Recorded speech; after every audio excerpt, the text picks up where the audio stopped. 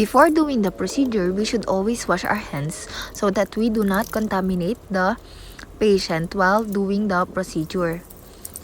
There you go, and avoid cross contamination. Assemble all the materials needed in the sterile prep tray.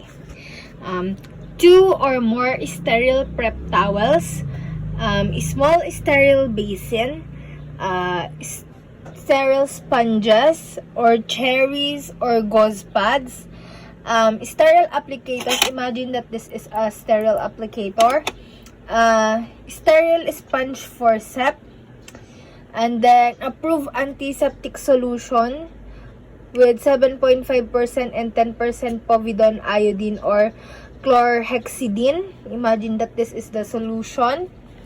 And of course, sterile gloves. This is an improvised sterile gloves with packaging.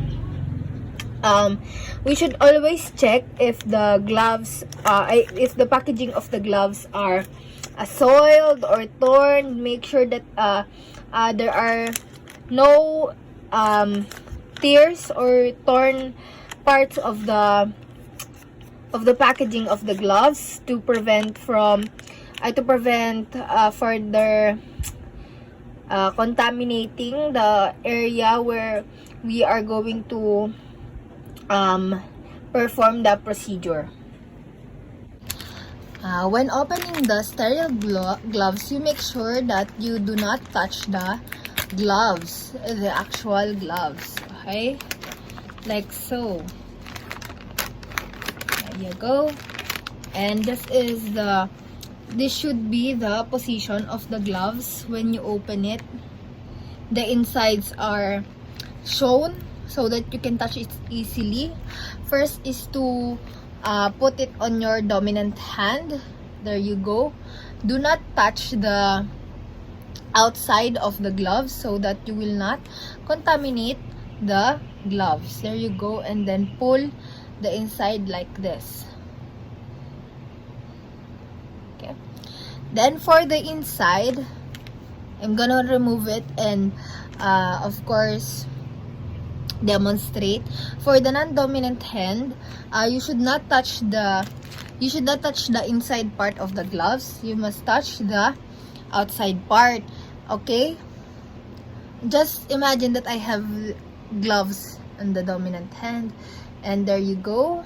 Do not touch the inside, just touch the outside and pull. There you go. The other gloves is inserted. After the patient is anesthetized and positioned at dorsal recumbitus on the operating room table with underpadding, prepare the client for preoperative abdominal screen prep. First is to expose the skin area to be cleaned by folding back the sheet. Double check the preoperative site and procedure against the patient's chart and preoperative permit.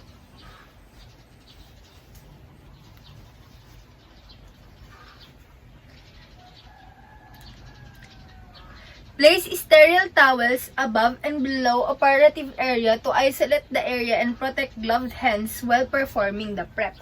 For example, I already put the sterile towels above and beneath, and then on the sides. Just imagine that I already put some towels above. After that, we're going to wet the sponge with antiseptic solution. And then, after wetting the sponge, make sure to squeeze the sponge so that there are no residues. There you go. When applying the sponge soak in the solution, we should put pressure so that the bacteria will be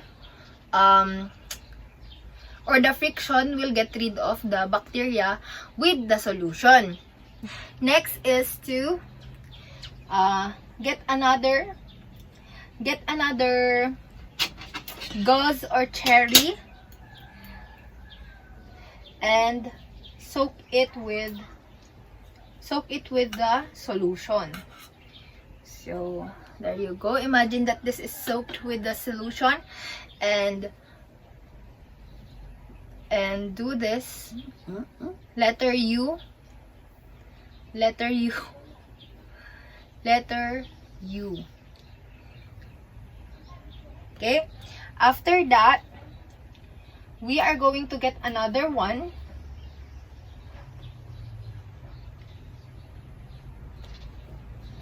And soak it with the solution. So imagine that this is soaked with solution. Imagine that this is soaked with solution, and go to the outer area.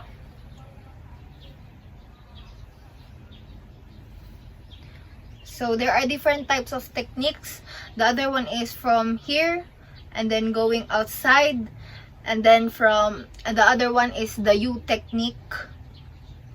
Okay, and then we're going to get another one. We're going to get the cherries and soak it with the solution again. So I ran out of solution.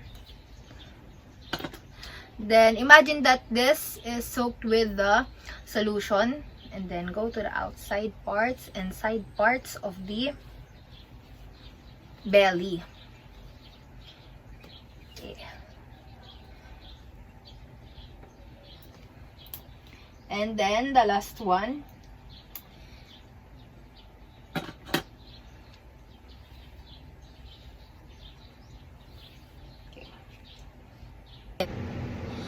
The soiled sponges are discarded into the kick bucket.